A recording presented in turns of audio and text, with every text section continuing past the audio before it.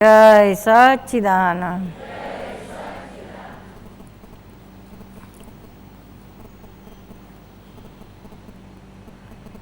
જે વસ્તુ કાયમ વળગેલી છે, અનંત અવતારથી વળગેલી છે,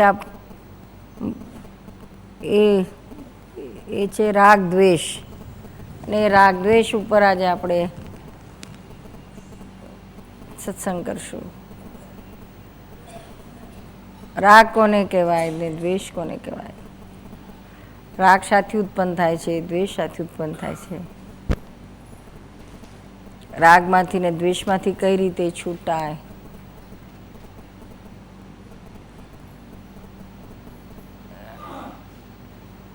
તમામ જ્ઞાનીઓએ, તમામ તીર્થંકરોએ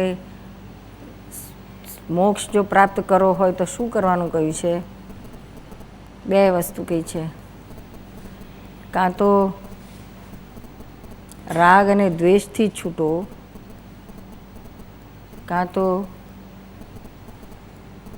આત્મા જ્ઞાન પ્રાપ્ત કરો. બેમાંથી એક પણ થશે તો પૂર્ણાહુતિ થઈ જ જશે. કોઈ પહેલાં રાગ દ્વેષ માંથી છૂટતા છૂટતા આગળ વધે છે અને કોઈ પહેલાં આત્માની પ્રાપ્તિ કરીને પછી આગળ વધે છે. એટલે આવી રીતના છે, બે રસ્તા છે. એક રાગ દ્વેષમાંથી છૂટીને આત્માને પ્રાપ્તિ કરવી એ ક્રમિક માર્ગ છે, ક્રમે ક્રમે આગળ વધવાનો માર્ગ છે. અને બીજો આત્માનો ઉઘાડ થઈ જાય જ્ઞાનીની જ્ઞાન કૃપાથી તો એકદમ શોર્ટકટ એને અક્રમ માર્ગ કહ્યો છે. એ ક્રમ અને અક્રમ, ક્રમાગત અને અક્રમાગત એવો શોર્ટકટ પણ છે. આત્મા પોતે તો રાગ અને દ્વેષથી પર જ છે, એને કંઈ રાગે નથી ને દ્વેષે નથી. પણ જ્યારે વિભાવ દશામાં જાય છે ત્યારે આ વિભાવ દશાના પરિણામ આ બધું ઊભું થાય છે. મૂળ આત્માને તત્વ સ્વરૂપે જે આપણી અંદર, બધાની અંદર, જીવ માત્રની અંદર આત્મા છે તે તત્વ સ્વરૂપે સિદ્ધ સમાન જ છે. એને કંઈ રાગ દ્વેષ કશું નથી. જેમ આમાં સોનું ને તાંબુ બે દ્રવ્યનું મિક્સચર હોય તો સોનું જ હોય, પ્યોર હોય, એમાં કંઈ ફેરફાર ના હોય, એ ફેરફાર થાય પણ નહીં. એવી રીતે આમાં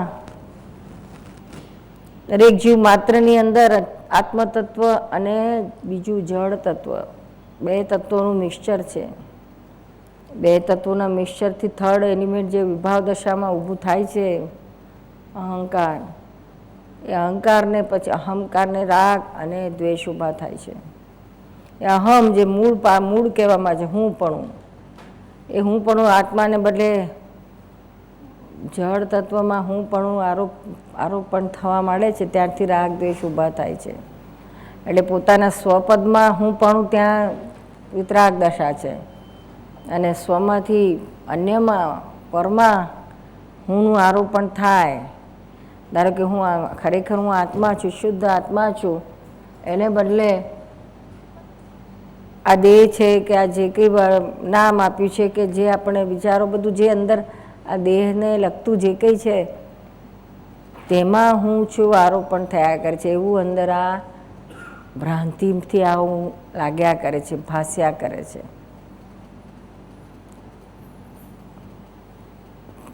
ત્યાંથી જ રાગ શરૂ થાય છે. પરમાહુનું દેહાધ્યાસ શરૂ થાય ત્યાં પરમાહુ પણ બેસે છે, એટલે ત્યાંથી રાગ ઉત્પન્ન થાય છે. એટલે હું નીરુબેન છું એવું જ્યાંથી ચાલુ થયું ત્યાંથી રાગ શરૂ થાય છે. ને હું આત્મા છું તો રાગ નથી. બે રીતે ચાર્જ થતા જાય છે. જ્યાં આગળ ગમવા પણ ઊભું થાય છે ત્યાં રાગથી ચાર્જ થાય છે, અને જ્યાં અણગમા પણ હોય છે ત્યાં આગળ દ્વેષ ઊભો થાય છે. પરમાણુમાં બે રીતે ચાર્જ થતા હોય છે. અને નિયમ છે કે જેવા ચાર્જ થયા એવા પછી એ ભાવે કલેક્ટ થાય છે. જેવા ભાવે ચાર્જ થયેલા છે એ કલેક્ટ થઈને પડી રહે છે અને પછી એ ભાવે ડિસ્ચાર્જ થતા હોય છે. જ્યારે ડિસ્ચાર્જ થાય છે ત્યારે એવા જ ભાવે ડિસ્ચાર્જ થાય છે. પછી એનું રિએક્શન આવે છે એ જુદું પાછું આગળનું સ્ટેપિંગ. એટલે રાગ પોતા એમાં તન્મય આકાર થાય છે, ગમે છે, લાઇકિંગવાળું હોય છે, ત્યાંથી રાગ શરૂ થાય છે. અને ડિસલાઇકિંગવાળું હોય ત્યાં દ્વેષ શરૂ થાય છે. એવી રીતના થતું હોય છે. અને વિતરાગ હોય ત્યાં પછી લાઈક કે ડિસલાઈક કશું ના હોય, ગમો કે અણગમો કશું ના હોય. આ પરમાણુ છે, પોતપોતાના સ્વભાવ પ્રમાણે બતાવે છે એનું ઇફેક્ટ. માત્ર ઇફેક્ટ જ છે પરમાણુની, એમાં પછી પોતે નવું રિએક્ટ નથી થતું. તે પરમાણુ ડિસ્ચાર્જ થઈને ખરી પડે છે, એનો એન્ડ આવે છે જ્ઞાન થયા પછી. અને અજ્ઞાન દશામાં ફરી ફરી ફરી ફરી એમાં તન્મય આકાર થયા જ કરે. જો ખબર ના પડે તો એમાં ને એમાં જ તન્મય આકાર રહે. અને જો ખબર પડે તો એ તન્મય આકાર ના થાય, છૂટો રહે, કાંઈ જાગૃતિમાં આવી જાય, જુદો રહે, પછી પ્રતિક્રમણ કરે કે ગમે તેમ કરીને પણ એને ખેરવવામાં હોય, નવું ચાર્જ ના થવા દે. એટલે દાખલા તરીકે આપણે કંઈ વિચાર આવ્યો, સારો વિચાર આવ્યો, તો સારો વિચાર આવ્યો એટલે એમાં મીઠાશ ઊભી થવાની છે. એટલે એમાં તન્મયાકાર છટ દઈને થઈ જવાય. એ જેમાં તન્મયાકાર થયા કે પરમાણુમય ચાર્જ થયા, રાગ ભાવે. અને આવડો ખરાબ વિચાર આવ્યો તો એને દ્વેષ ઊભો થાય, દ્વેષ ભાવે ચાર્જ થાય છે. જ્યારે જ્ઞાન હોય, વિતરાગ હોય, ત્યારે શું સારું આવે કે ખરાબ આવે, બંને વિચારો મારા માટે નિકાલી છે, ડિસ્ચાર્જ છે. હું એમાં છું નહીં, આપણે એમાં તન્મયાકાર ના થઈએ, ભળીએ નહીં, તો એ વિચારો એની મેળે ખરી પડે છે અને એનો એન્ડ આવે છે. એટલે પરમાણુ બધા ખરી પડે છે. નહીં તો આ સાયકલ ચાલ્યા જ કરે, પાછું ફરી નવું થાય, પાછું પેલું જૂનું રહ્યા જ કરે. હવે જ્ઞાન હોય છતાંય પણ આવા સ્થિતિમાં મહાત્માઓને ખબર ના પડે, ખ્યાલ બહાર જતું રહે કે આ બધા રાગના પરમાણુ આવ્યા કે દ્વેષના પરમાણુ આવ્યા, તે ઘડી એની જાગૃતિ એની સામે ન રહે, એને ખબર ના પડે, એમાં તન્મયાકાર રહે, તો એ પરમાણુ ખરતા નથી, પણ એની જોડે જાય છે, કન્ટિન્યુ થાય છે. ઠેર સુધી ના રહે તો એ કેરી ફોરવર્ડ થાય છે નેક્સ્ટ લાઈફમાં. અને જ્યાં ખબર પડી કે ત્યાં એનાથી છૂટું રહેવાય છે. છૂટું રહે તો એનો આગળ હિસાબ નિકાલનો થઈ શકે, નહીં તો ના થઈ શકે. દાખલા તરીકે આપણે અત્યારે અંબાજીમાં બહેનોની શિબિરો કરી હતી. કેટલા જણા, કોણ કોણ આવ્યું હતું? આ તું કરજો. ઓહ, મુંબઈનો તો રેકોર્ડ બ્રેક છે.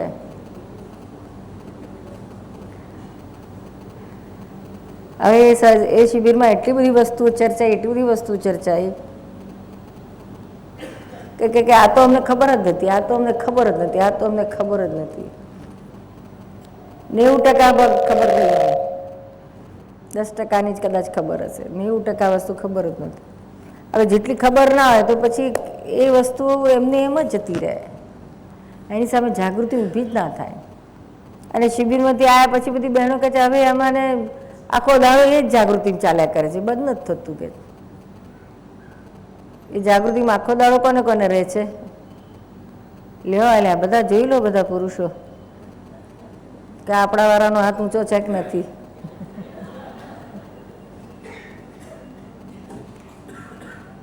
નીતિનભાઈ તારી અરે જબરજસ્ત થઈ ગયા હતો અમારી શિબિર.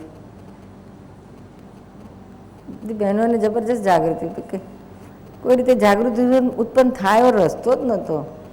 આમ તો શિબિરમાં 2-2 કલાક કરતા હતા પણ કંઈ જામતું નહોતું.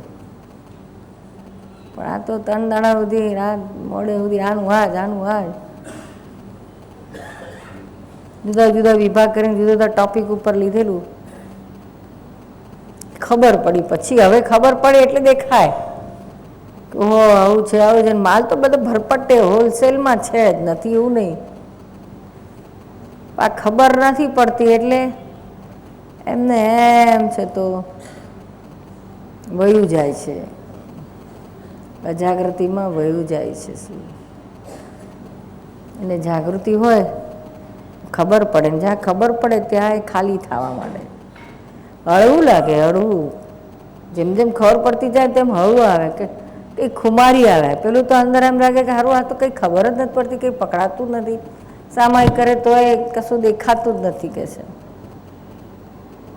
અને બધું ભારોભાર પડી હોય છે.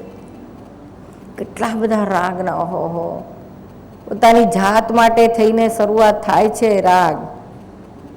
પોતાની ફાઇલ નંબર 1 સૌથી વધારે ત્યાં, પછી આવે છે ફાઇલ નંબર 2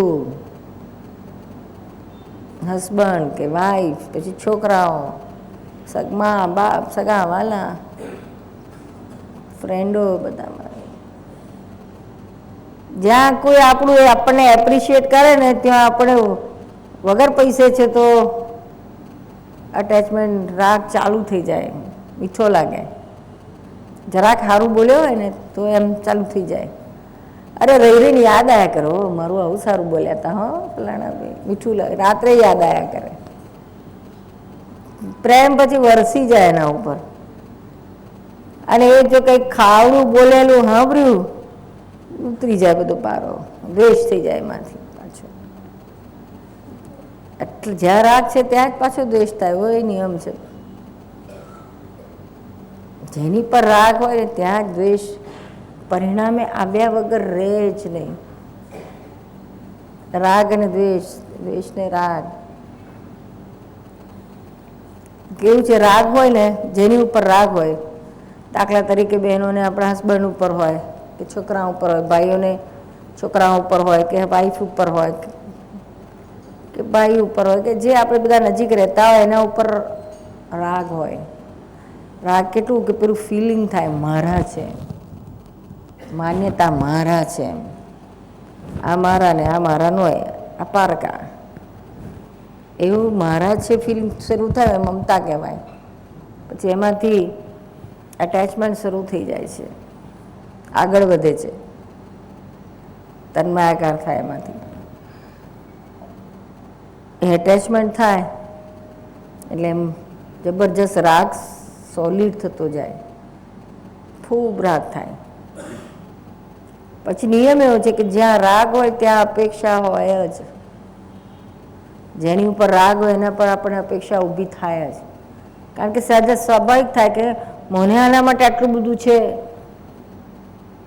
તો એને મારા માટે તો આટલું રાખવું જ જોઈએ ને. સંભળાવે ખરા, હા બહેનો પુરુષો બધા એકબીજાને સંભળાવતા હોય, હું પરણી લાય તે દાળની આખા કુટુંબ માટે, આખા ઘર માટે, તમારા માટે રાત દાડો કામ કરી કરીને કૂટઈ છું, છતાંય તમને મારી કદર છે. સંભળાવે ને, હા પાડે છે રમીલા, હા પાડે છે, સંભળાવે. એટલે અપેક્ષા એને પોતાને ખબર નથી. અહીં તો એટલું ફ્રસ્ટ્રેશન થાય અને ભોગવટો આવે, જબરજસ્ત ભોગવટો આવે. હું કરું છું અને મારું અપેક્ષા પૂરી થાય કે ના થાય, કેવી રીતના થાય? કોઈ અપેક્ષા પૂરી કરવા શક્તિમાન જ નથી. કારણ કે અપેક્ષા એવી છે કે તમે એક પૂરી કરો એટલે બીજી આવીને ઉભી રહે, બીજી પૂરી કરો ત્રીજી આવે ને વધતી જાય. એ કોઈનાથી પૂરી ના થાય. 10 અપેક્ષામાંથી એક બે તો શું પણ ઘણી બધી ના થાય. એ જ્યારે પૂરી ના થાય ને ત્યારે એનું રિએક્શન આવે, દ્વેષ થાય કે મને આટલું બધું છે તો એને કેમ નથી મારા માટે, એ કેમ મને નિગ્લેક્ટ કરે છે, મને મારું ધ્યાન નથી રાખતા ને મને કેર નથી કરતા ને આમ તેમ જાત જાતનું પછી ઊભું થઈ જાય. પરિણામ દ્વેષ આવી રીતના આવે છે, રાગમાંથી દ્વેષ. એટલે રાગ અમે બધાને આ લોકોને શીખવાડ્યું હતું કે રાગ જો બરાબર પકડાતો ના હોય અને જરાક સૂક્ષ્મ લેવલમાં જતો હોય છે, એ જો ખબર ના પડતી હોય તો એટલીસ્ટ અપેક્ષા તો પકડો. અપેક્ષા તો પકડાય એવી છે, જેટલી પકડાય એટલી સ્થૂળ તો સ્થૂળ, જેટલી પકડાઈ એટલી પકડાઈ. જેટલી અપેક્ષા પકડાશે તેને પછી ત્યાં આગળ આપણે જાગૃતિની મૂકવાની જરૂરત છે. શું કે આ અપેક્ષા છે ને માટે આ અપેક્ષા આપણે રાખીએ છીએ, પણ એમાંથી નવી દુઃખ ને દુઃખ જ છે. એટલે જે વિચારક છે એ એનો તાળો મેળવે, એનું તારણ કાઢે કે ભાઈ આ અપેક્ષાઓમાંથી જ મને દુઃખ ઊભું થાય છે, તો મેલને પૂરો અપેક્ષાઓને જ જે બન્યું તે એક્સેપ્ટ. સાધારણ કહેવાય કે આવું આવું કરવાની જરૂર છે તમારે, પછી ના કરે તો પછી આપણને રિએક્શન ના આવવું જોઈએ. રિએક્શન આવે તો આપણે સમજી જવાનું કે આ આપણી અપેક્ષા હતી. એટલે એકબીજા માટે કેટલી કેટલી અપેક્ષા છે, ક્યાં ક્યાં છે, એને બધા જોઈ લેવાનું. શું એને આપણે અંદર સામાયિકમાં જોઈ લેવાનું, તો જ એ જડે એવું છે, નહીં તો ના જડે. ઘણા તો કેવા ઢગલે બંધ દેખાય કરે, ઢગલે બંધ દેખાય છે બધું જાત જાતનું. ઢગલે બંધ છે જ, હજુ તો ઢગલાના ઉપરના પેલા પોપડા ઉખડ્યા છે, હજુ તો બધું છે એ ભૂલી જવાનું. પણ નીકળશે એકવાર ઉખડવા માંડે એટલે પછી આગળ એના પ્રોસેસ ચાલુ થઈ ગયો.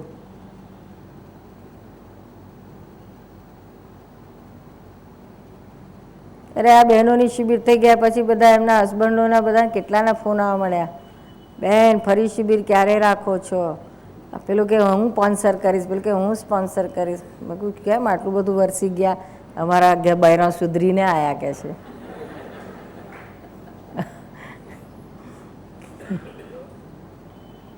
આવી શિબિર થતી હોય, આવી જાગૃતિ આવતી તો હો ધન્ય છે કે છે બધી બહેનો માટે.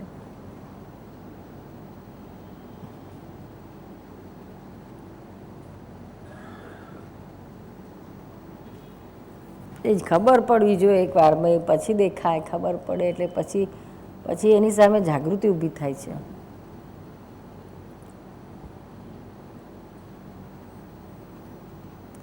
એકચ્યુઅલી આમાં થાય છે જ કેવું કે આપણે શિબિરમાં જે કંઈ આપણે સત્સંગ કર્યા, તમે પ્રશ્નો પૂછ્યા, એના સમાધાન થયા તમને, અને પછી તમે જે સામાયિકમાં બધાએ જોયું ત્યારે પ્રજ્ઞા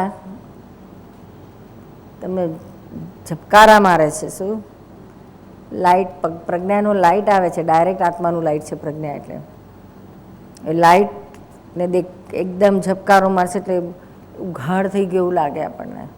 એટલે ખરેખર ઉઘાડ થાય છે ત્યારે ફર્સ્ટ ટાઈમ આપણે ખબર પડે કે ઓહો આવું છે, આવું છે, આવું છે.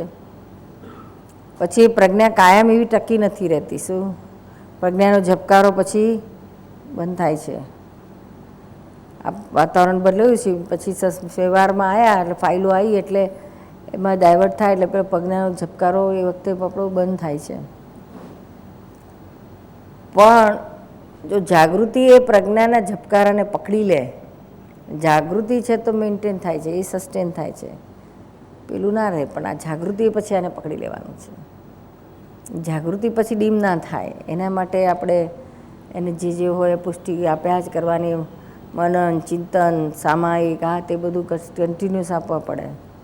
જ્યાં જ્યાં રાગ હોય કે જ્યાં જ્યાં દ્વેષ હોય એને ઝબકારામાં પણ દેખાય ખરું બધું, પછી એની જાગૃતિ પકડી લેવાય.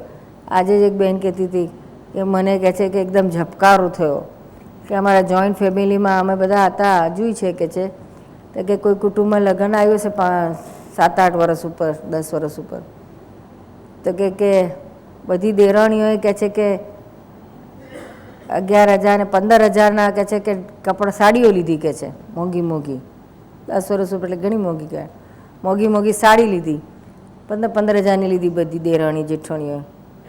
તો મને કહ્યું કે તમારે લેવો, તો કહે કે મેં તો નક્કી કર્યું હતું કે મારે આ સાડીમાં નથી પૈસા નાખવા, મને એનો શોખ નથી, હું તો દાગીના સોનું ભેગું કરીશ.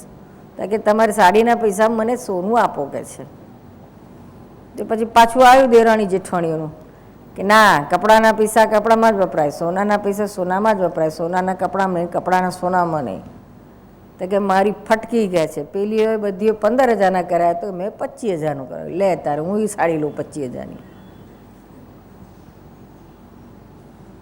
આ ઝબકારો થયો કે છે કે અત્યારે તો બરાબર જ કર્યું મેં તો, એવું જ હતું. આ જ્ઞાન ઝબક્યું, પ્રજ્ઞાએ ઝબકારો માર્યો. ઓ આ તો આપણે આવી ભૂલ કરી. તો કે આ શું થયું કહેવાય? આ બદલો લીધો કહેવાય. મારું ના માન્યું તો હું છોડું નહીં, લાવ તારે બધાને સીધા કરું. હવે આવું છે. અને પહેરવાનું એક જ વખત હોય. હા, 25,000ની સાડી હોય કે 50,000ની હોય, એક જ વાર પહેરવાની હોય. પછી પહેરે કયો? કોકના લગ્નમાં આવી સાડી પહેરીને જાય તો બધા મૂર્ખ કે અલે આ ઘરનાએ નહીં પહેરીને તું ક્યાં પહેરીને આવે છે? એટલે શું કરે? ફરી એ પણ તાર કાઢીને પહેરે ત્યારે ક્યારે પહેરે? પડી હોય. હા, થપ્પી થપ્પી થપ્પી થપ્પી. કબાટ તો જોઈએ તો જોઈએ, પાછું વરનું કબાટ જૂટવી લે.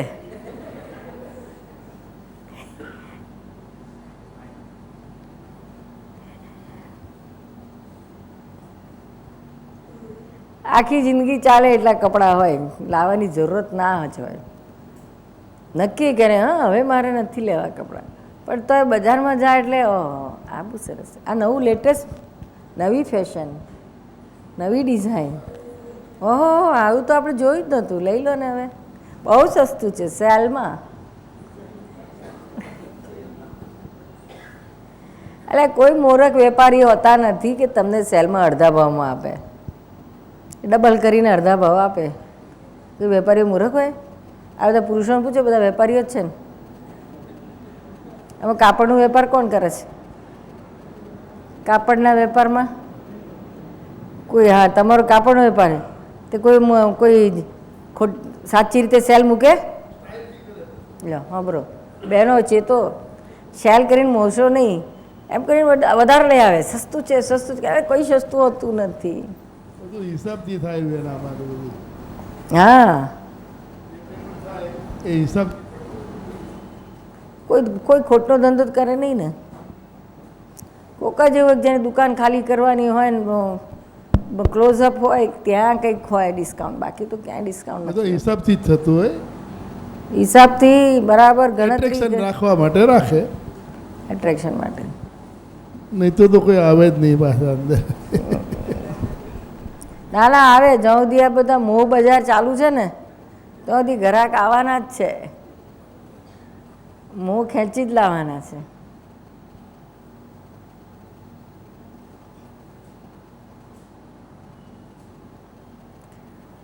એક જણ છે તો દાદાને કહે છે, એક બહેન હતા મોટી ઉંમરના હતા, એ કહે છે કે દાદાનું જ્ઞાન એમણે લીધેલું હતું, બહુ વર્ષો પહેલાંની વાત છે, અને બહુ જાગ્રત હતા. તો એ છે તો દાદાને કહે છે કે દાદા મને છે તો બધા ઉપરથી મોહ છૂટી ગયો, કોઈના ઉપર મને હવે રાગ નથી રહ્યો, પણ કહે છે મને મારા મોટા દીકરા ઉપર બહુ રાગ છે કે છે.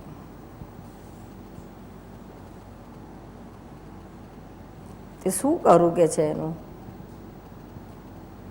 પછી દાદાએ કહ્યું કે ભાઈ આ તો વિજ્ઞાનથી જ સમજવાનું છે. કઈ રીતે? દાદાએ સમજાયું કે આજે તમને હવે તમે શુદ્ધાત્મા પદમાં રહો છો, શુદ્ધાત્મા પદમાં આવ્યા પછી આજે જે રાગ છે એવું તમને જે લાગે છે ખરેખર એ રાગ રહેતો નથી. પછી આ તો પરમાણુનું જ આકર્ષણ છે. શું જેમ પરમાણુઓ કે છે ને, સરખા પરમાણુઓને આકર્ષણ અને વિકર્ષણનો જે નિયમ છે એ નિયમ પ્રમાણે છે. શું positive negative, negative negative, positive positive, એ નિયમ છે ને, રિપેલ થાય ને એટ્રેક્ટ થાય. ત્યાં પરમાણુઓનું છે તમારે ખેંચાણ. એ પરમાણુ એવા હોય કે જે આપણને ખેંચે એના પરમાણુમાં. એટલે આ આકર્ષણ નથી, પણ આમ અંદર જે પરમાણુ પડેલા છે એ પરમાણુઓનું ઇફેક્ટ છે. ઇફેક્ટના આધારે આકર્ષણ થાય છે, કોઈ જગ્યાએ વિકર્ષણ થાય. સામામાં કેવા પ્રકારના પરમાણુઓ છે એના આધારે. તો કે હવે જ્ઞાનની રીતે તમે જુઓ એને કે આ પરમાણુનું જ છે બધું, અને હું તો શુદ્ધ આત્મા છું, મારે આની સાથે ક્યાંય લેવા દેવા નથી. એમ રીતે છૂટું રાખો અને પરમાણુઓનો જ આકર્ષણ વિકર્ષણનો હિસાબ આવી રહ્યો છે, ઇફેક્ટ આવી રહી છે, એવું જ્ઞાનમાં રાખશો તો ડેફિનેટલી એનું બહુ સહેલાઈથી ખરી પડે છે. શું આ વિજ્ઞાનથી આખું મને રાગ છે ને મને દ્વેષ છે ને આમ છે ને તેમ છે ને આ ખરાબ છે ને હારા છે, એના કરતાં આ હિસાબ મારા પોતાના જ અંદરના પરમાણુનો છે, એને જોયા કરો, એનાથી જુદા રહો ને એને જોયા કરો. તો એ બહુ અંદરના લેવલે જ બહુ સુંદર કામ આપે છે. જાગૃતિથી એ બધું ત્યાં જ ખરતું જાય છે. શું એટલે જ્યાં જ્યાં દ્વેષ થતો હોય કે જ્યાં જ્યાં રાગ થતો હોય ત્યાં પરમાણુનું આકર્ષણ વિકર્ષણનો સિદ્ધાંત છે, અને એ સિદ્ધાંતને સમજીને એ પ્રમાણે આપણે જોવાનું છે, જુદું રાખવાનું છે, તો એને જલ્દી ઉકેલ આવશે. શું ક્યાંક ને ક્યાંક તો રાગ કે દ્વેષનો હિસાબ હોય જ છે, ખાસ કરીને ઘરમાં વિશેષ હોય છે. એટેચમેન્ટ્સ, ફેમિલી મેમ્બર્સના એટેચમેન્ટ્સ. હમણાં અમારા ઔરંગાબાદમાં બ્રહ્મચારી ભાઈઓની શિબિર હતી, તો કે દર વખતે શિબિર દર વર્ષે થતી જ હોય છે, ત્યારે એમાં કંઈક વધારે ને વધારે ઊંડું ઊંડું ઊંડું ઊંડું પછી કાંતવાનું રહે છે, બધી રીતે છૂટવાનું, બધી રીતે વિતરાક થવાનું છે, ને બ્રહ્મચર્ય સ્થૂળ નહીં પણ સૂક્ષ્મ સૂક્ષ્મ સુધી જવાનું છે. તો કઈ કઈ વસ્તુ પાછી સેન્ટ્રલમાં બ્રહ્મચર્ય છે, પણ પાછું પેરાફેરીમાં બધું ઘણું બધું આવતું હોય છે જે આમાં આપણને રહેવામાં લાયા કરે. સારું બધું ઝીણું ઝીણું કાંત્યું બધાએ. અને એમાં છે તો એક આ પણ લીધું હતું કે ફેમિલી મેમ્બર્સના attachments, mother, father, brothers, friends, પછી અંદર અંદર આપતપુત્રો, અંદર અંદર એ અંદર અંદરના એટેચમેન્ટ્સ હોય જ છે બધાના. શું એ એટેચમેન્ટમાંથી નીકળવાનું હોય છે. એ જાગૃતિ એની આગળ જાગૃતિ મૂકવાની હોય છે. પહેલાં તો આ ખબર જ નથી પડતી, તો હતો ઓકે ફાઇન, તો કે થોડા અઠવાડિયું થાય એટલે અમને યાદ આવે કે છે ફોન કરવા જઈએ કે ઘેર, બહાર ગામના હોય, લોકલ હોય તો કે કોઈ કે મને તો યાદે નથી આવતા, કોઈ કે મને રોજ યાદ આવે, દિવસમાં એકવાર હું ફોન કરું છું કે છે. એટલે આ શાના આધારે છે? પેલા પેરેન્ટ્સથી કોઈ એક્સપેક્ટેશન નથી, પોતાનું જ છે. એમને કે નહીં હોય તો આવે તો ઠીક, ના આવે તો નો એક્સપેક્ટેશન. પણ આ તો કે અમારું ઝીણું ઝીણું એક્સપેક્ટેશન છે, એ એક્સપેક્ટેશન આ માર ખવડાવે છે. એમ ખબર ના આવે એમાં શું છે, there is nothing in it. પણ જ્યારે સૂક્ષ્મ તપાસ કરે તો કે આ એક જાતનો મોહ જ છે ને કે છે, એમાંથી નીકળો. કામ હોય ને કરી બરાબર છે, પણ આ વસ્તુ મન થાય. આવું તો કેટલું હોય.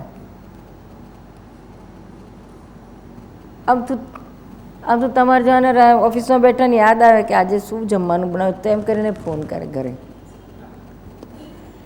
હવે જે હોય જઈને ખાજે ને કે શું કામ છે, ખાવાનું નામ અને પછી થોડુંક એનો જરા અવાજ સાંભળું તો સારું લાગે જરા ફોનમાં.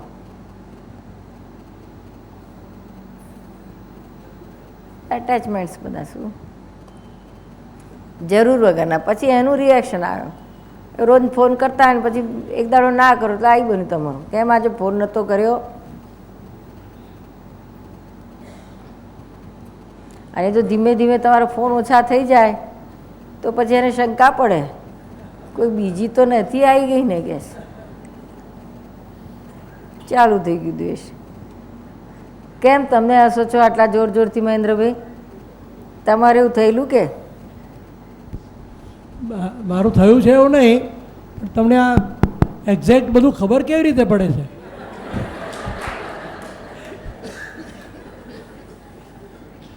ભાઈ અમારે મેં સ્ક્રીનિંગ મશીન છે, સોનોગ્રાફી છે, બધું થઈ જ જાય.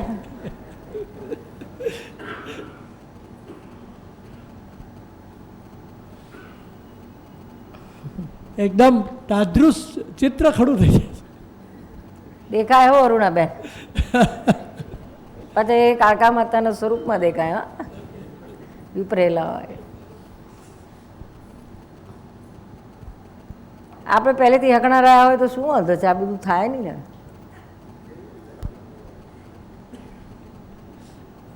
આપણે હકણા ના રહીએ ને. આ તો બધું મોડું મોડું ખબર પડે ને.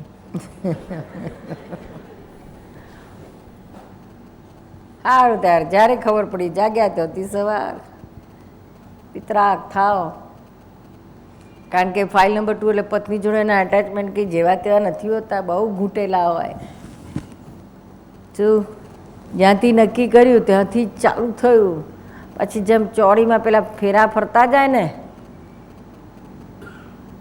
ત્યાં ફેરા ફરતા જાય જેટલી વાર એને સામે જોયા કરે, મારી મારી મારી મારી મારી મારી મારીના આંટા મારતા જાય. પછી મારી મારી મારી કરો ને કકડાટ થાય ત્યારે કહેશે ઓ તારી ક્યાંથી આવી ગયા છે, આવી ક્યાંથી નીકળી ગયા છે, આવી તો હતી નહીં ને.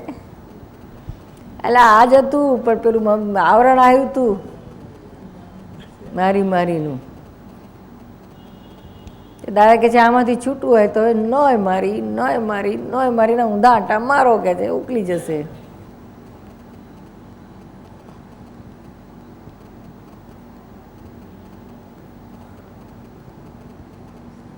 એટલે જ્યાં રાગ ત્યાં જ આ બધું ઊભું થાય. જ્યાં કશું લેવા દેવાના હોય તો કશું ના હોય. રસ્તે જતા કે કશું છે અપેક્ષા આપણે રાગે છે, જોણે ગયા તો 2 મિનિટ 5 મિનિટનું છે, પેલું તો કાયમનું. એટલા છોકરા માટે પણ જે આપણા નજીકના છે, મારા કર્યા છે ને ત્યાં આગળ રાગ બહુ હોય, ચીકણું હોય. પણ દાદાએ તો કહ્યું છે કે એને ખુશ રાખો એમ કે ફાઇલ નંબર 2 ને. આ પણ ખુશ રાખી નહીં તો આ તો મને યાદ આવ્યું એમ કે દાદા તો કેમ કે એને તો બરાબર ખુશ રાખો એમ. હા, પણ ખુશ રાખતા આવડવું જોઈએ પાછું. એ તો બધું ખુશ રાખવા જાય ને એ ખુશ રાખવા જાય ને વળી પાછું એટેચમેન્ટ થાય તો એ તો આવડતું નથી. એટલે દાદાનો સરસ દાખલો છે કે એ વિતરાગ હતા, રાગદ્વેષવાળું નહોતું. હીરાબા હતા, એમના પણ પત્ની હતા. શું? પણ ત્યાં વિતરાગ હતા. શું? પેલી નાની વયથી એમણે બ્રહ્મચર્ય અપનાવ્યું હતું. હીરાબાને હીરાબા કહેતા હતા. તમે અરુણાબા ચાલુ કર્યું છે કે નથી કર્યું? જોતું નથી કર્યું. યાદ આવે છે હવે તમારું કે આ ક્યારે કહેવાશે? કહેવાતું નથી હજુ. હજુ હું ધણી છું, જતું જ નથી ને. એ મારી વાઈફ છે, જતું નથી. એ મારા બા છે, એવું થશે ત્યારે કોમ થશે, ત્યારે હીરાબા બોલાશે કે અરુણાબા. એ દાદા હીરાબા કહેતા હતા. અને જ્યારે પણ ખુશ રાખતા. હવે આમ તો જો જીવન છે એટલે કે જીવનના પ્રસંગોમાં કેટલી વસ્તુ એવી બને છે કે એકબીજાથી નાખુશ થવાય જ છે. શું? પણ એમાંથી કળાથી આવડત હોવી જોઈએ. એને બોધ કળા કહી છે. બોધ કળા, જ્ઞાન કળા અને બોધ કળા, 2 કળાઓ છે. ને સંસારમાં બંધનમાંથી છૂટવા માટે થોડી બોધ કળાની પણ જરૂર છે. એટલે દાદા એ બાની સાથે કેવો વ્યવહાર કરતા હતા કે દાદાને તો ગામે ગામ ફરવાનું હોય, નેચરલી બા તો એમને બાળકો નહોતા એટલે બા તો એકલા જ હતા. એકલા એમને મૂકીને જવાનું એટલે અમુક ઉંમર સુધી તો ચાલી જાય. કોઈને કોઈ એમને ભત્રીજો કે ફલાણો કે મોસાળમાંથી કોઈ છોકરીઓ એમની સાથે રહે તો પછી એવો સંજોગ કોઈ વાર હોય કે ના હોય. અને બાની જેમ ઉંમર થાય એટલે વધારે ડિપેન્ડન્ટ થઈ જાય, પોતે જાતે ના કરી શકે. એટલે એમને કોઈને કોઈ જોઈએ, પણ દાદા પોતે બધી રીતે એરેન્જ કરતા એમના માટે. કોઈને સેવામાં એમને મૂકી જ રાખે રાત દાડો. કામવાળા આ તે બધું એવરીથિંગ એમ સેટ કરીને જ જાય. પણ તોય એમને બાને થાય ક્યારેક અમેરિકા 4 મહિના માટે જવાના હોય તો બાને થાય કે હવે દાદા જાય તો બાને મળીને અડધો કલાક બેસે, એમની સાથે વાતોચીતો કરે, વિધિ કરી આલે. બા એમને કહે વહેલા આવજો, હા બહુ મોડું નહીં કરતા. તો દાદા કે હા વહેલા આવી જઈશું. હા પછી 4 મહિના પછી પાછા આવે ને તો પાછા પહેલાં બા પાસે બેસે, અડધો કલાક પોણો કલાક બેસે, એમની પાસે વાતોચીતો કરે, વિધિ કરી આપે. પછી બાએ પાછા કહે બહુ મોડું કર્યું ને, કેમ વહેલા ના આવ્યા? તો દાદા કે શું કરું, આ અમેરિકાવાળા અમને છોડતા જ નથી ને આવવા નથી દેતા ને કે, પણ મને તમારા વગર ગમતું નહોતું કે છે, તમે મને બહુ સાંભળતા હતા કે.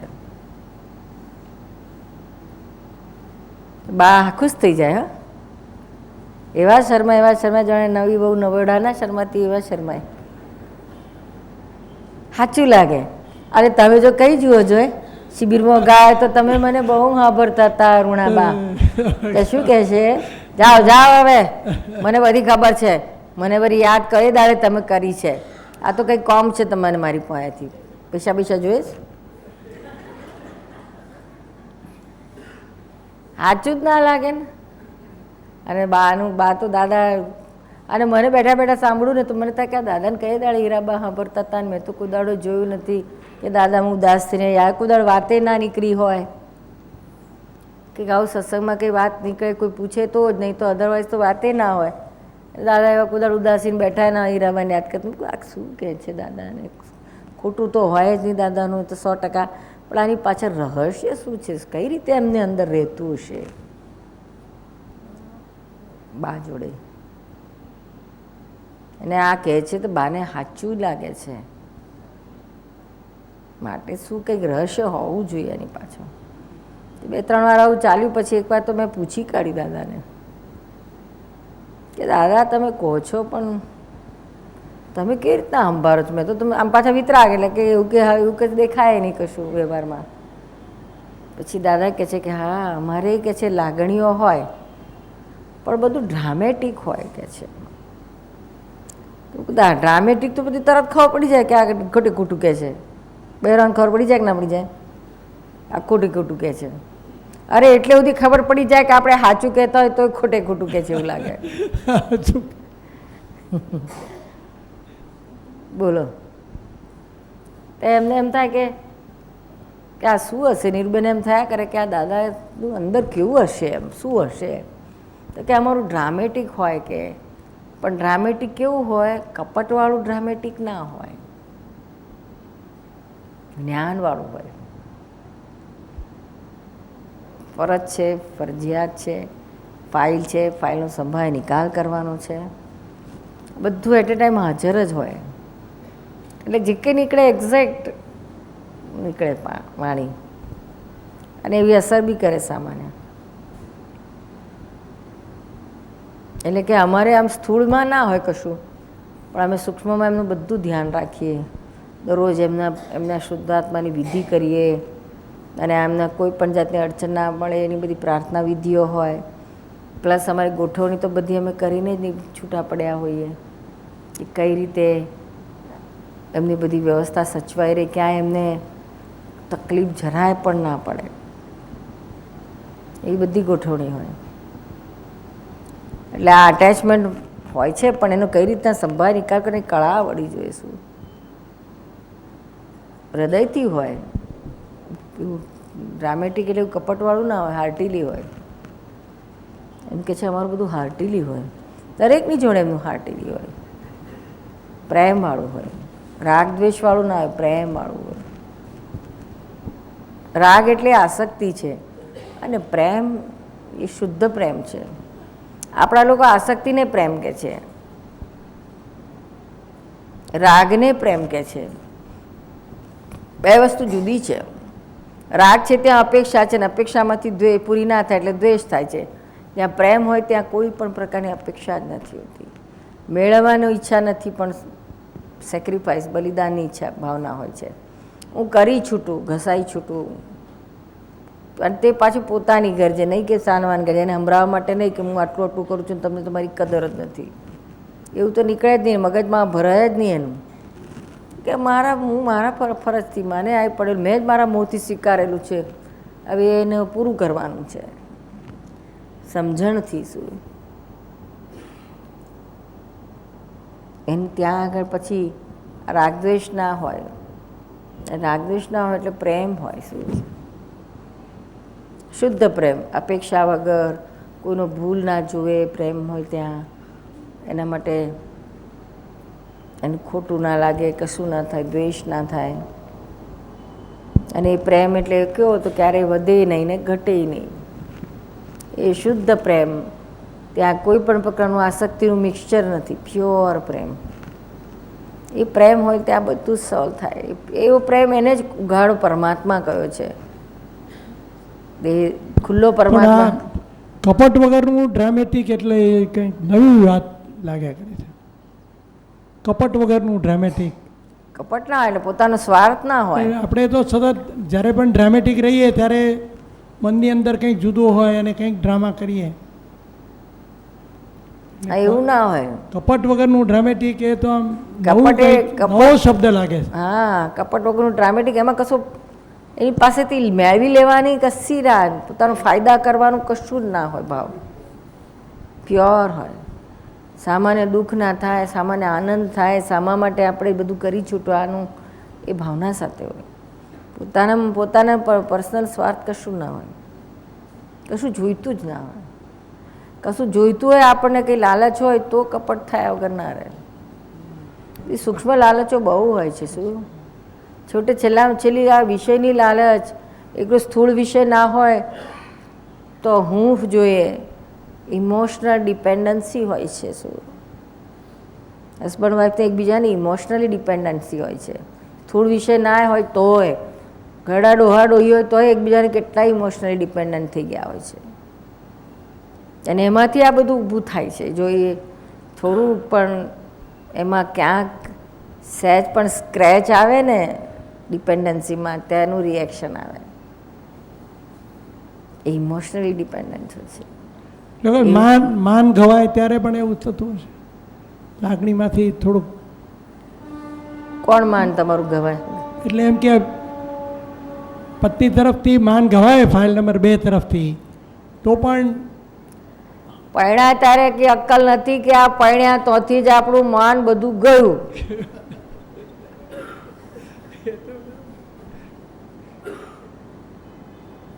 જ્યાંથી વિષયમાં પડ્યા ત્યાંથી માન જેવું રહે જ નહીં. જો સમજદાર હોય તો સમજી જાઓ, ક્યાંથી રહે માન? તો કયા પુરુષનું રહે કે શીલવાન હોય, બ્રહ્મચર્યવાળો હોય.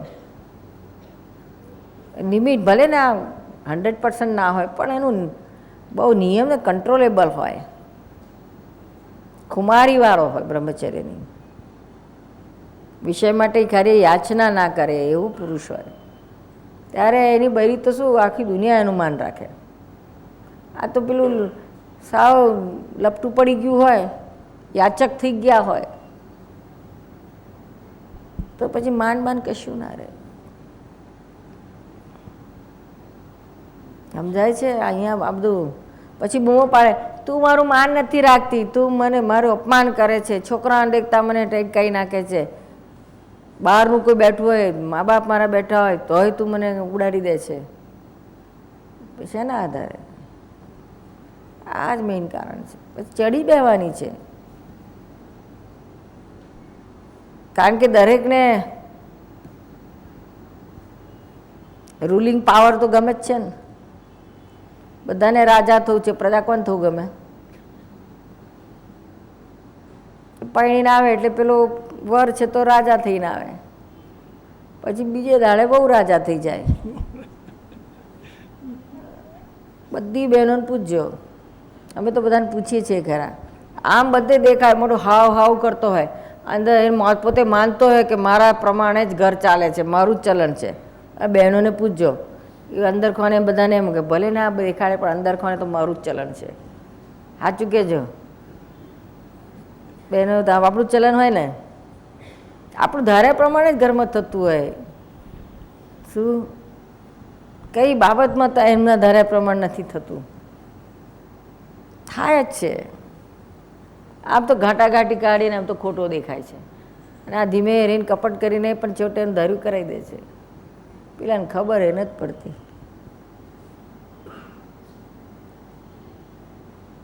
એટલે આપણે ધારવાનું જ મૂકી દો ને, અપેક્ષા જ મૂકી દો ને, તો જ છૂટી જવાશે. જેમ કરું જેમ થાય એમ, એની ખુમારી આવશે જ નહીં. તમે પૂછ્યા વગર કશું નહીં કરી શકે પછી. પણ આ તો આપણે જ અપેક્ષા આવે કે મને પૂછીને જ થવું જોઈએ, મારા ધ્યાન બહાર કશું થવું જ ના જોઈએ. થાય એટલે ઘાટાઘાટી કરી નાખે, પછી એ કપટ ચાલુ કરી દે. ઘાટાઘાટી કરે એટલે બીકના મારે કપટ કરે. છોકરા હોય એવું શીખે. પછી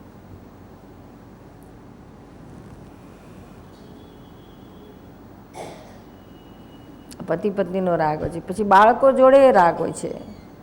એટલા બધા ઇમોશનલી એટેચ હોય છે મા બાપ પોતાના છોકરાઓ સાથે કે પછી છોકરાઓ આડું તેડું કરે તો એનું રિએક્શન આવે, જબરદસ્ત ભોગવટો આવે, અને પછી એ મા બાપના કંટ્રોલમાંથી આઉટ થઈ જાય તો એટલા બધા ફાંફા મારે એને કંટ્રોલમાં લાવે આપણને. પછી એ જે રસ્તે એને કંટ્રોલમાં લેવા જાય એ રસ્તો જ ખોટો પડે છે. એ ખકડાઈને ડબડાઈને વળીને આમ તેમ દાબ કરીને પોતાના અંડરમાં રાખવા જાય, પણ અમુક એજ સુધી પછી ના જાય. પછી છોકરા ટીનેજમાં આવ્યા 12-13 વર્ષના થયા એટલે પછી ના ગાંઠે, કર્યા જ એમ ધારું. પછી એને ખબર છે કે મારા મા બાપ મારી જોડે લાગણીથી એટેચ છે, એમને અમારા વગર બીજું કશું ગમતું નથી દુનિયામાં. જે કંઈ કરે છે બધું અમારા માટે જ કરે છે. આ મજૂરી બધી અમારા માટે જ કરે છે. આટલું બધું એમને અમારા માટે છે, તો અમે ગમે એમ કરશું તો અમારું શું કરી લેવાના છે? અમારા ઘર એમને ચાલવાનું નથી, ચાલ ઘરમાંથી બહાર કાઢી મૂકવાના છે. ફોરેનમાં તો કાઢી મળે, 18 વર્ષનો થાય એટલે કાઢી મળે. 18 વર્ષ પહેલાં તો ના કાઢે, નહીં તો પોલીસ પકડી જાય. અહીંયા એવું હોય, અહીં તો છેક સુધી એને હોય, શું કરવાના છે?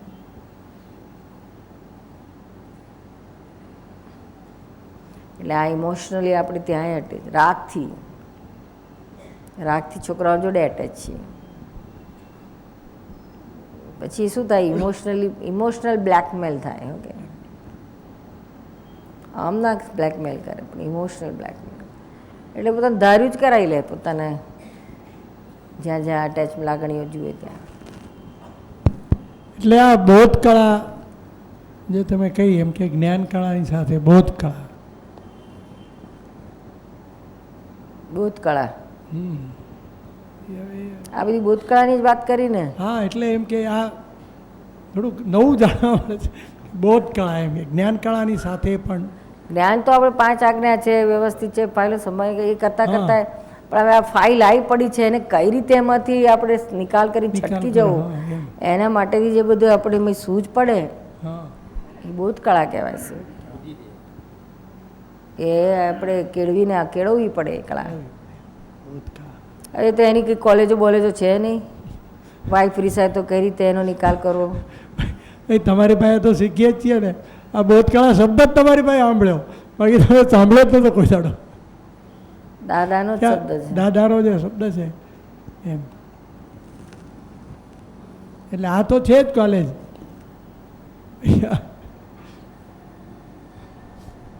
એ થોડો ફેર પડે છે કે આ કોલેજમાં આવો છો તો? હા, પડે તો ખરો. બહેનોને ફેર પડે છે કે જાગૃતિમાં ફેર પડે છે? પુરુષાર્થ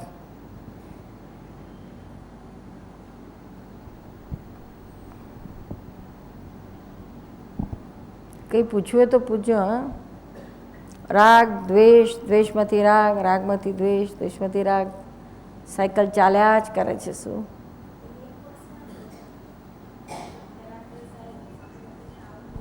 તમે માઇકમાં બોલ્યો? મને રાગ દ્વેષ આવતો હોય એ મને પોતાને ન ખબર પડતી હોય, ક્યારેક ગુસ્સામાં, ક્રોધમાં, તો પછી અમને સમજવાની સામેવાળા વ્યક્તિની શક્તિ નથી હોતી ને. સામેવાળાને શું ચાલુ છે? સામે વ્યક્તિને અમારી સમજ નથી હોતી ને, એ અમને સામે એવી રીતે જ વર્તે ને. પછી એટલે આપણા જેવા હોય એવા સામેને પડઘા હોય જ ને. પણ એને સમજવા માટે અમારે શું કરવું? અમે ઘણી ટ્રાય કરીએ છીએ, છતાં બી નથી સમજી શકતા સામે વ્યક્તિ. તો એ વ્યક્તિને આપણે કેવી રીતે આપણા બનાવવા, પોતાના બનાવવા. એટલે એને આપણા માટે રાગ દ્વેષ છે કે નહીં એ તમને સમજાતું નથી. અમે રાગ દ્વેષ કરીએ કે નથી કરતા એ એમને બી નથી સમજાતું. અમારી સામે કાંઈ બી બોલીએ એનું ઊંધું થતું હોય સામે પક્ષે તો શું કરવાનું? પછી એ માટે દેશ થાય જ ને, એ દ્વેષ. એની માટે આજે રાગદ્વેષ ખબર ના પડે તો બને ને, ઘરમાં બોલાચાલી થાય, કકડાટ થાય, એકબીજાનું ધાર્યું ના થાય ત્યારે ઉછાળા પડે, ઉછળી પડે, આ દ્વેષ કહેવાય. અને પાછું મીઠું મીઠું બોલે, સારું સારું રાખે, એમાં પાછો રાગ ઊભો થાય, ગમે બધું. રાગ અને દ્વેષ બેથી અટેચ બંધાયેલા જ છીએ, બંધન એનાથી જ છે. શું કર્મ રાગ દ્વેષથી બંધાય છે, ક્રિયાથી નહીં. પણ એ મૌન વ્રત કરવાથી છૂટે છે તો એ છૂટવા માટેનો બી ટ્રાય કરે છે. એટલે જેની પાસે આપણે જેની જોડે રાગ હોય ત્યાં એના શુદ્ધાત્મા જુઓ, ફાઇલ છે એ તરીકે જુઓ. આ જે કંઈ સારું આપે છે, ખરાબ આપે, કડવું આપે, મીઠું આપે, આપણું બધું વ્યવસ્થિત છે, હિસાબ છે આપણો, આપણા જ રાગ દ્વેષના પરિણામ છે. માટે આપણે હવે છૂટવું જ છે તો આ જે હોય તેને એક્સેપ્ટ કરી લો વ્યવસ્થિત છે કરીને, અને એના માટે આપણે ફરી નવા રાગદ્વેષ ના કરીએ, અને થઈ જતા હોય તો પ્રતિક્રમણ કરીએ. શું પ્રતિક્રમણથી મોટામાં મોટું સોલ્યુશન આવે એવું છે. જાગૃતિ હોય તો જ પ્રતિક્રમણ થઈ શકે ને. જાગૃતિ હોય તો જ પ્રતિક્રમણ થઈ શકે ને. હા, તો જ થાય, ખબર પડે તો જ થાય ને આગળ. એટલે જાગૃતિ રાખવી જરૂરી છે. જાગૃતિ રાખવાની જ, કારણ કે જ્યાં આપણને આ થાય છે અંદર ગમે નહીં, આ ક્યાં આવું આપણા ભાગે આવ્યું, આપણી તો ઈચ્છા નથી છતાં આ કેમ ઘરમાં આવું થાય છે, તો એ ત્યાં આગળ પ્રતિક્રમણ ચાલુ કરી દેવાના. જેના નિમિત્તે થતું હોય આપણને જે થાય છે એ જ ખોટું છે. મૂળ કારણ અહંકાર છે રાગદ્વેષનું, કે રાગદ્વેષને હિસાબે અહંકાર થાય છે પાછળ? મૂળમાં અહંકાર છે ને અહંકારમાંથી રાગદ્વેષ થાય છે. તો અહંકારને તોડવા શું કરવું? શુદ્ધાત્મા સ્વરૂપે રહેવું ને સામાન્ય શુદ્ધાત્મા સ્વરૂપે જોવું, તો જ એમાંથી મુક્ત રહેવાય. અને આપણે દેહભાવમાં કે સામાન્ય દેહ રૂપે રિલેટિવ સ્વરૂપે જોઈએ, અને એ સ્વરૂપ પછી તો ત્યાં આગળ રાગદ્વેષ થયા વગર રહેવાનું જ નથી. રિલેટિવ જેવામાં પડ્યા કે આ ઊભું થવાનું છે, રિયલમાં રહ્યા તો નહીં થાય. એટલી બધી આપણી 5 આજ્ઞા છે તે આપણને.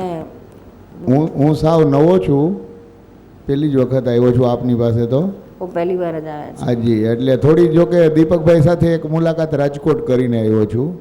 એમ? હાજી, અને પાછો રાજકોટ આપની મુલાકાત કરવાનો છું. અહીંયા મેં કીધું કે એ કે નિરૂમાનો છેડો પકડજો કે. મેં કીધું તમારો છેડો પકડવો છે તો કે નિરૂમાનો છેડો પકડજો કે. એ બધી ફાઇલો હશે ને એનો નિકાલ કેમ કરવો એ સમજાવી દેશે. એ દીપકભાઈ છે ને બહુ પરમ વિનય છે. શું એમને જેટલા કોઈ છેડા પકડવા જાય ને તો એ છેડો પાડીને અમારી જોડે બાંધી આલે. એવો વિનય છે એમનો. તો હજુ સંજય મળ્યો તો કદાચ બાંધી આપે તમને. અમે સંજયભાઈને ઓળખતા નથી હજી સુધી. સારું જ નહીં ઓળખતા. એટલે સંજયભાઈની ઓળખાણ કરાવો તો અમે તમારો છેડો નહીં પકડીએ. તો થોડા ઊભા થાવ ભાઈ, અમે પહેલી વખત આવી છીએ. મહાત્મા એટલે આમાં છે જરા મોઢું દેખાડો. હમણાં ઊભો થશે માઇક લઈને. બરાબર. એટલે જ્યારે આત્માનું ભાન થાય, હું શુદ્ધ આત્મા જ છું, એ જ્ઞાન મળ્યા પછી તમને આ અંદર જાગૃતિમાં રહેશે. પછી આ રાગદ્વેષથી પર થવાશે. આ દેહ જ હું નથી તો પછી બીજું મારું ક્યાં છે એ અંદર આની મેળે આવતું રહેશે. શું જાગૃતિ દરમિયાન એ મીઠાશ પાછી આવી જાય છે, એનું શું કરવું? તો પાછું પ્રતિક્રમણ કરવાનું. પ્રતિક્રમણ એટલે આપણું ભાવ પ્રતિક્રમણ છે. સમજી ગયો, બરાબર છે. મનમાં કરી નાખવાનું તો પાછું છૂટું થઈ ત્યારે ને ત્યારે તરત ઓન ધ સ્પોટ. એમ કપડા પર ડાઘો પડે તો આપણે તરત નહીં ધોવા માંડી જતા. બરાબર છે. એવું આ ક્યાંય પણ આપણને રાગ કે દ્વેષ થાય તો તરત જ પ્રતિક્રમણથી ધોઈ નાખવાનું, નહીં તો પાછો ડાઘ બેહી જાય. આજે મહેન્દ્રભાઈ નીચે જ મળ્યા પહેલી જ વખત, અને મેં વાત કરી દાદા દર્શન હમણાં જોયું મેં ત્યાં રાજકોટમાંથી લીધું. એટલે તો મને એક વિચાર આવ્યો, બધું દાદા દર્શનની અંદર દાદા ખાસડા મારતા હતા બધાને અહંકાર કાઢવા. અહંકાર હા. કાઢવા માટે ખાસડા મારતા હતા. મેં કીધું આપણે નીરુમાને પ્રાર્થના કરી કે મોજું મારે, કારણ કે ખાડા ખાવાની તો ટેવળ નથી. જય સચિદાનંદ. એટલે અમે દીપકભાઈને ત્યાં રાજકોટમાં મોજા પહેરેલા જોયા હતા. દીપકભાઈને રાજકોટમાં મોજા ઠંડીના હિસાબે મને લાગે છે પહેરતા હશે. પહેલાં મને એમ થયું કે આ લોકોની બધીની ટેવ હશે કે સફેદ બધું પહેરવું, તો સફેદ દીપકભાઈએ મોજા પહેર્યા હતા. એટલે મને એમ કે નીરુમાએ મોજા પહેરતા હશે, પણ જોયું એટલે મેં જોયું આવતા મેં જો નીરુમા મોજા પહેરતા હોય તો આપણે વિનંતી કરી નીરુમાને કે મોજા મારો, ખાડા ખાવાની તો તેવડ નથી. ના ના, અમે તો પ્રેમના ખાડા મારશું, શું વાંધો છે? મારશો મારશો પ્રેમના મારશો. હા, મારીશું જ ને. વાહ વાહ વાહ વાહ. ધન્ય ધન્ય.